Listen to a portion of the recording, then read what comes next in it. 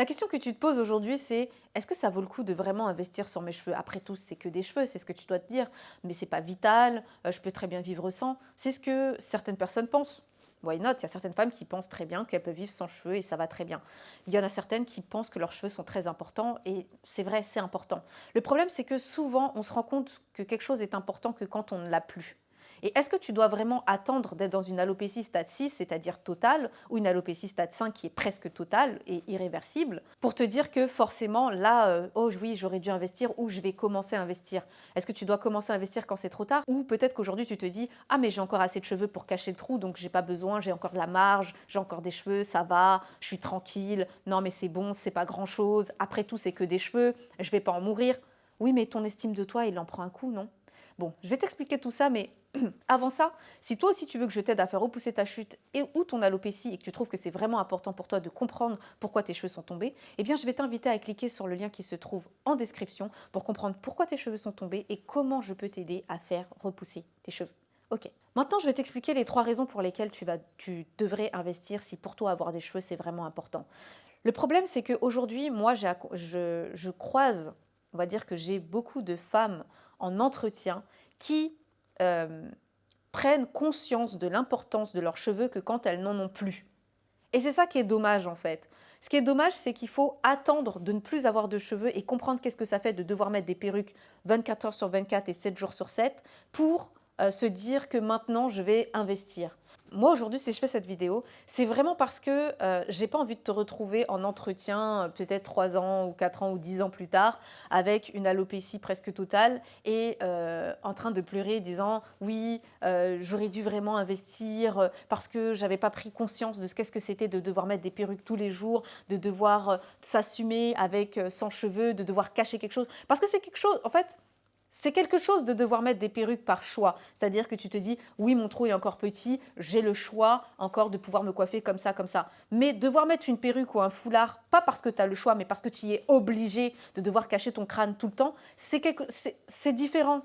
C'est vraiment différent. Parce que perdre ses cheveux, c'est pas juste perdre des cheveux et se dire ah c'est pas vital. C'est perdre une partie de soi. C'est perdre une partie de son estime de soi, de sa confiance en soi. La plupart des divas que j'ai en entretien qui ont perdu leurs cheveux et pour qui ce n'est plus possible de faire repousser leurs cheveux, et même pour qui c'est possible, hein, elles me disent toutes la même chose. C'est j'ai plus confiance en moi, j'ai perdu de l'estime de moi, j'ai l'impression que à l'intérieur de moi ça va pas.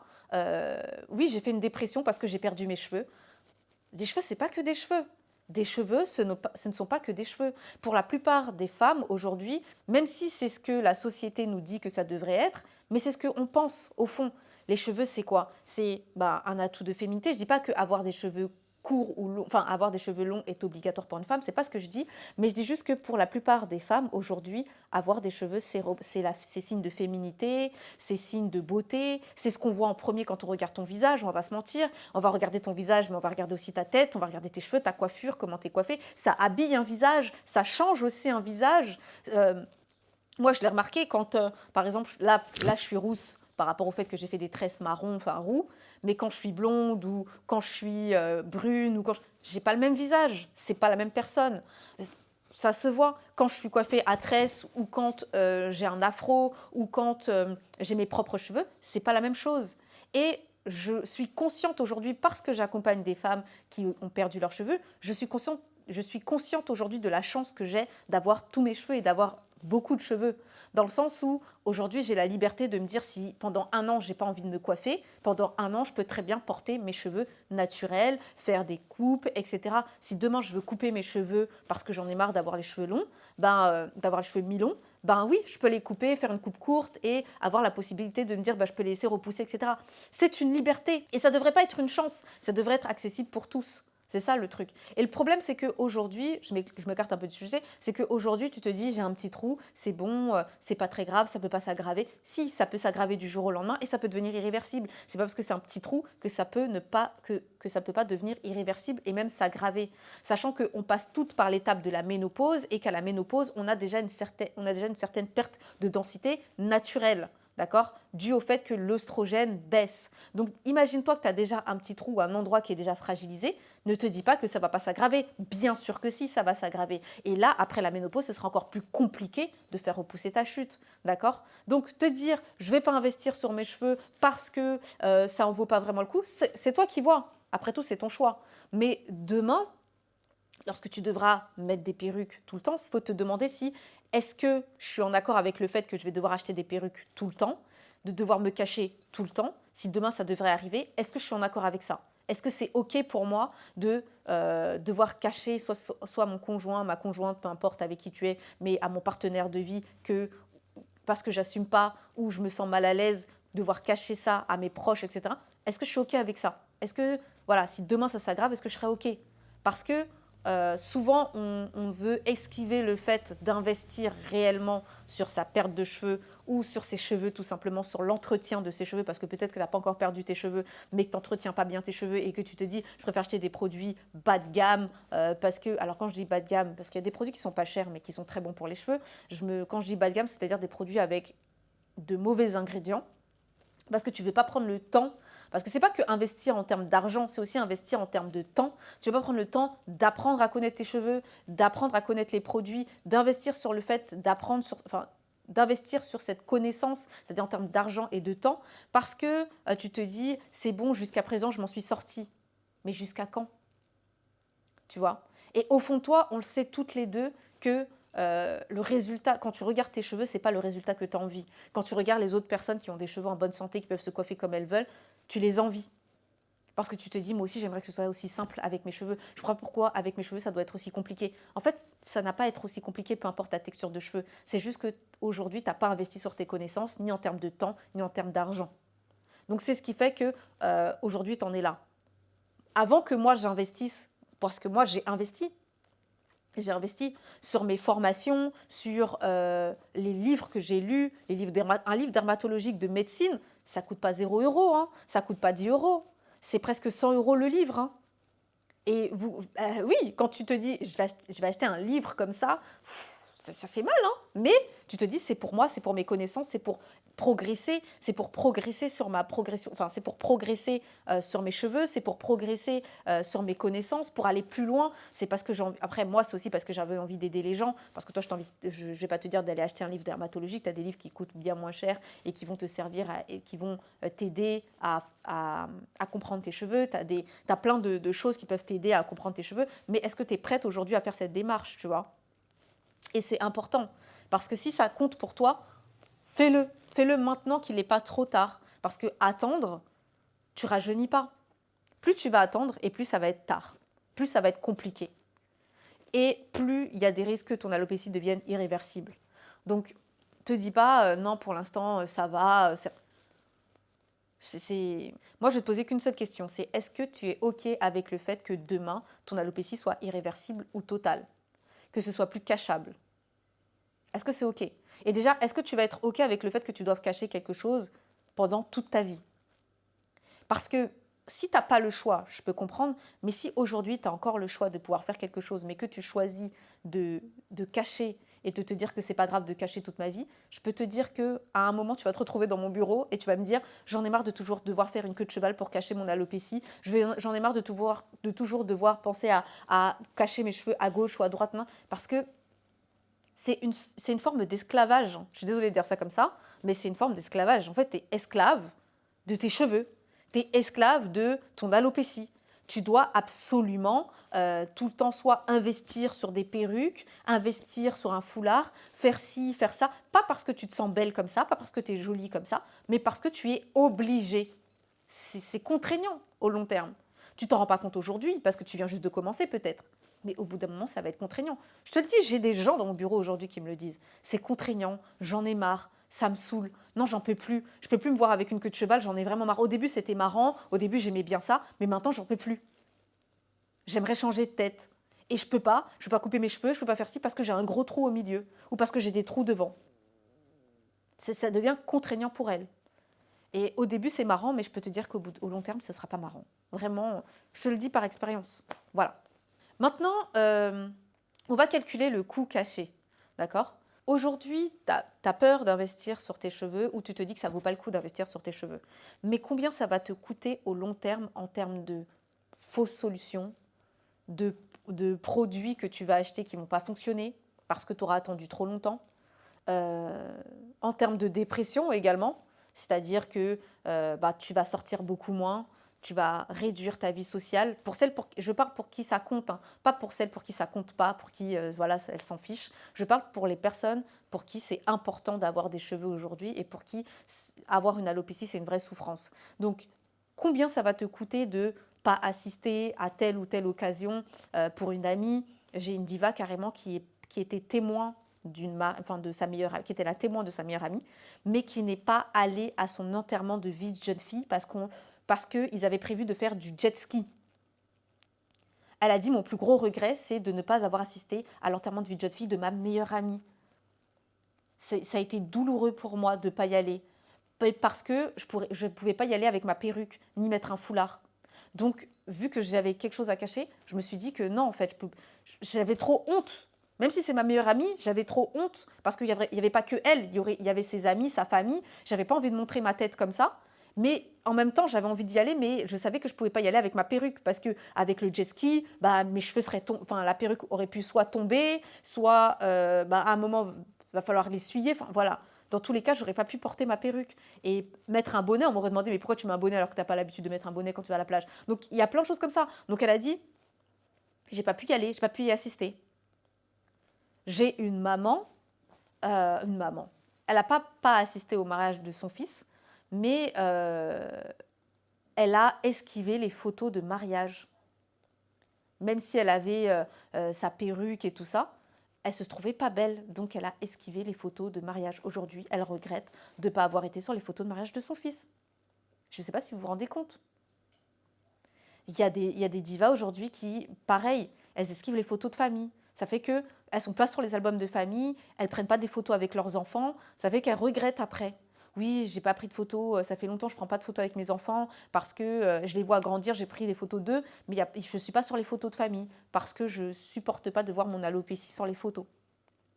Et non, j'ai pas envie du tout de mettre des perruques ni quoi que ce soit. Et même si je cache, je sais en fait, je supporte plus de regarder les photos parce que quand je me reconnais pas sur les photos, je me trouve moche, etc.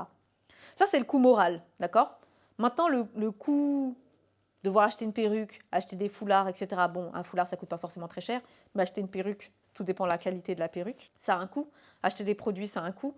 Faire une greffe, ça a un coût, sachant que au bout d'un certain temps, la greffe, elle est complètement inefficace. Il faut savoir que si tu es trop dégarni, à partir du moment où tu as une alopécie stade 4 ou 5, c'est fini. La greffe, on ne te la propose plus. Il n'y a pas assez de cheveux. La greffe, je vous rappelle que c'est une répartition du cheveu, c'est-à-dire qu'on va prendre un cheveu à l'arrière pour le mettre à l'avant, d'accord? Et le cheveu qui sera à l'arrière ne va pas repousser. Donc en fait, on reprend tes cheveux, on les répartit un peu pour que ce soit plus uniforme, c'est tout. Si tu n'as pas assez de cheveux à l'arrière ou que tu n'as pas assez de cheveux sur le crâne pour qu'on puisse les répartir aux endroits où c'est dégarni, c'est mort. Si l'endroit qui est dégarni est trop, comment dirais-je, est trop propagé, est trop dégarni et trop étendu, ben non, on ne va pas te proposer, on ne peut rien faire. Parce qu'il n'y a pas assez de cheveux pour pouvoir les répartir. Surtout quand c'est des chutes diffuses, et qu'on voit ton crâne, mais non, il n'y a rien à répartir. Parce que la chute, elle est diffuse, elle est un peu partout. Même si on reprend des cheveux ici, ça créera des trous. Donc il n'y a rien à faire là-dessus. Donc, tu vois, il y a des choses qu'on ne vous dit pas, mais qui sont importantes.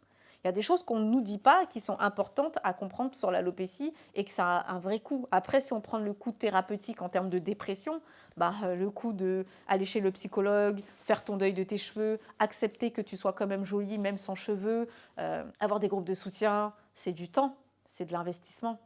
Et je pense que tu préfères éviter de passer par là, tu vois. Le point numéro 3, c'est la transformation. En fait, ta vie, elle se transforme. Ton visage, il se transforme. Tu ne seras plus jamais la même avec et sans cheveux. Bien qu'on peut te dire ce que tu veux, il y a des femmes qui sont très belles avec les cheveux, le crâne rasé et qui assument très bien d'avoir le crâne rasé. Tant mieux pour elles. Mais il y a des divas, il y a des personnes pour qui elles ont toujours eu des beaux cheveux, que ça fait partie de leur identité, que c'était les personnes à qui on venait demander des conseils pour les cheveux et du jour au lendemain, elles perdent leurs cheveux. Tu perds une partie de... Honnêtement, moi je vais être très honnête, aujourd'hui je ne m'imagine pas sans cheveux. Si demain ça devait arriver, ça arrive. Je vais devoir faire avec, d'accord? Bien sûr, je vais me battre avant, mais si on me dit, voilà, si je sais que c'est total, que c'est définitif et que ça ne repoussera pas, j'assumerai, je ferai avec, mais ça fait partie de mon identité. Je ne m'imagine pas sans cheveux aujourd'hui, parce que ça fait partie de mon identité. Dis-toi que j'arrive même plus à lisser mes cheveux, tellement avoir les cheveux touffus, crépus, ça fait partie de mon identité. J'arrive plus à m'imaginer avec les cheveux lisses, j'arrive même plus à mettre des perruques lisses, parce que ça fait partie de moi. Mais j'ai totalement accepté ma texture de cheveux, j'ai totalement accepté que je pouvais et ne pouvais pas faire certaines coiffures parce que j'ai telle ou telle texture. J'ai totalement accepté et j'aime mes cheveux tels qu'ils sont. Donc me dire que je vais perdre... Et je trouve que c'est aussi un atout de séduction, je me trouve bien plus belle. Je sais que je fais des coiffures protectrices régulièrement pour protéger mes cheveux, mais c'est parce que c'est pour leur bien que je le fais. Si je pouvais ne pas faire du tout de coiffure protectrice et de porter mes cheveux tout le temps lâchés, en braid-out, dans tout ça, mais bien sûr que je le ferais. Parce que j'adore mes cheveux. Je les adore naturellement. J'aime trop mes cheveux. Et demain, si on devait me dire que tu devais... Mais bien sûr que ça me ferait quelque chose. Déjà, j'ai été malade pendant 10 mois. Pendant 10 mois, j'ai été malade, j'ai eu des chutes de cheveux, j'en ai perdu une partie. Là, je suis dans une phase de repousse du cheveu. Bien sûr que ça m'a fait mal, mais je ne pouvais pas contrôler. J'ai dû juste accepter le fait que je sois malade et que ça fait partie du processus. C'était normal. Voilà. Mais ça m'a fait quelque chose. Bien sûr que ça m'a fait quelque chose. Même aujourd'hui, quand je m'attache les cheveux, j'ai pas totalement récupéré tous mes cheveux pour l'instant. Bah, ça me fait quelque chose de voir que mes cheveux sont moins fournis, ils sont moins épais, ils sont moins comme avant. Ils sont en train de redevenir épais, mais ça me fait quelque chose. Ça me fait quelque chose. Et en plus, ça me rappelle le fait que j'ai été malade. Donc ça me fait encore, enfin, ça m'embête encore plus que cette maladie ait eu un impact autant sur mon physique et sur moi. Donc tu vois, c'est ça aussi, ça fait une transformation dans ta vie. Ne te dis pas que ça va être juste des cheveux, ça transforme toute une vie, ça va être différent. Peut-être qu'aujourd'hui, tu n'as pas d'enfants, mais même pour tes enfants, si tu as des filles, de devoir expliquer ou de devoir expliquer à ton garçon que, bah oui, maman n'a pas de cheveux parce que nanana, c'est quelque chose. Tu vois, c'est quelque chose, ça a un impact sur notre entourage. Ça a un impact sur nous, mais ça a aussi un impact sur notre entourage. En fait, ce que tu dois te rendre compte, c'est que tu vas devoir tout le temps expliquer pourquoi, en tant que femme, tu n'as pas de cheveux. Parce que pour la société, c'est naturel qu'une femme a des cheveux. Donc voilà, si tu es prête à devoir expliquer tout le temps pourquoi tu n'as pas de cheveux, pourquoi tes cheveux sont tombés, et à chaque fois qu'on te fasse une remarque déplacée, de devoir avoir ce répondant, parce qu'il y a des femmes qui n'ont pas ce répondant, d'avoir ce répondant de dire « mais vous ne savez pas ce qui m'est arrivé, pourquoi vous commencez à juger, etc. » Non, non. Voilà, parce que c'est pas juste toi, c'est toi, ton entourage, être aussi, savoir si ton mari ou ton conjoint ou ta conjointe ou ton partenaire de vie va accepter aussi, enfin accepter. Parce que si lui ou elle t'a connu avec des cheveux et qu'aujourd'hui tu n'as plus de cheveux, le regard aussi sur ton conjoint, même s'il dit oui, oui c'est pas grave, je comprends, c'est pas ta faute, etc. Non, non, mais il y a toujours une partie de séduction, même si au bout d'un moment, ta relation n'est plus aussi superficielle qu'au début. Tu vois, c'est plus que basé sur le physique, mais sur aussi l'amour et les sentiments que vous avez. Le physique joue toujours une petite partie. C'est-à-dire que si lui t'a connu avec des cheveux, que ça faisait partie de ton charme, et qu'il te trouvait très séduisante avec tes cheveux, et que du jour au lendemain, t'en as plus, déjà, toi, tu vas devoir l'accepter, mais lui aussi va devoir l'accepter. Tu vois ce que je veux dire? C'est pas que... Tu vois, donc il y a un coût. Tout ça, ça a un coût. Donc quand tu te dis, ah oui, non, je suis pas prête à investir, il y a un tout petit trou, c'est pas très grave, réfléchis à tout ça. Ok, mais demain, si ça arrive ça, est-ce que je vais l'assumer? Demain, si ça arrive ça, est-ce que je vais pouvoir être franche avec mon conjoint et lui dire que j'ai perdu mes cheveux, etc.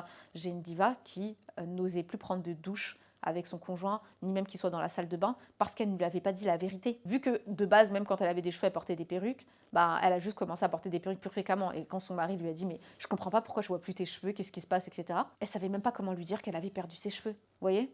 Donc c'est tout ça. Donc il faut prendre en compte tout ça avant de te dire que non, ça va, c'est rien. Oui, mais quand ça s'aggravera, est-ce que tu diras toujours la même chose? Faut le prendre maintenant. La chute de cheveux, faut le prendre dès le début. Parce que on ne sait pas comment ça peut évoluer. Ça peut évoluer vite et ça peut évoluer dans une chose qui va être irréversible et que tu pourras pas, où tu pourras plus rien faire. Et c'est compliqué. Quand ça devient... C'est compliqué parce qu'en plus, si derrière tu as des problèmes de santé et que ou plus on prend de l'âge et plus on a des chances en plus d'avoir des maladies, entre guillemets. Quand j'ai des maladies, c'est développer des problèmes de thyroïde, développer des problèmes de kystes, développer des problèmes au niveau de l'utérus, au niveau du dérèglement hormonal, au niveau de plein de choses, de l'hypertension. Les traitements pour l'hypertension, ça crée de l'alopécie. L'hypertension, ça crée de l'alopécie. Enfin, tu as plein de trucs comme ça, il faut faire attention en fait. Donc, non, réfléchis maintenant, surtout si tu es jeune aujourd'hui, fais-le maintenant. Ne réfléchis pas, fais-le maintenant. N'attends pas d'être à la retraite pour te dire « Ah, c'est le moment que je dois prendre soin de mes cheveux ». Non, non.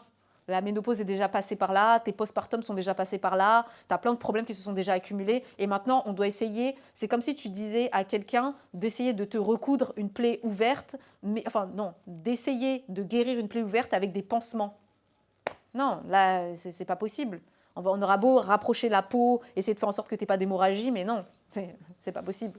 Tu vois ce que je veux dire? Donc voilà. Voilà ma diva. Pour conclure cette vidéo, moi si je dois te recommander quelque chose, c'est que si tu as les premiers signes de chute ou d'alopécie, la première chose que tu dois faire, c'est déjà de diagnostiquer ta chute ou ton alopécie, d'aller faire une prise de sang, d'aller faire un check-up complet, de prendre la chose au sérieux, de ne pas te dire « Ah, c'est rien, c'est pas très grave, etc. » et d'attendre qu'il soit trop tard. Si tu as l'impression de perdre tes cheveux, c'est que tu perds tes cheveux, d'accord? Parce que le souci, c'est qu'on attend toujours qu'on ait perdu plus de la moitié de notre densité pour se dire « Ah, mais oui, là, j'ai perdu mes cheveux ou je m'en suis pas aperçu. » Donc voilà, si ce que tu dois retenir, c'est que si tes cheveux comptent pour toi, si c'est quelque chose qui compte, avoir des cheveux, ça compte, sache que ce n'est pas un rêve inaccessible.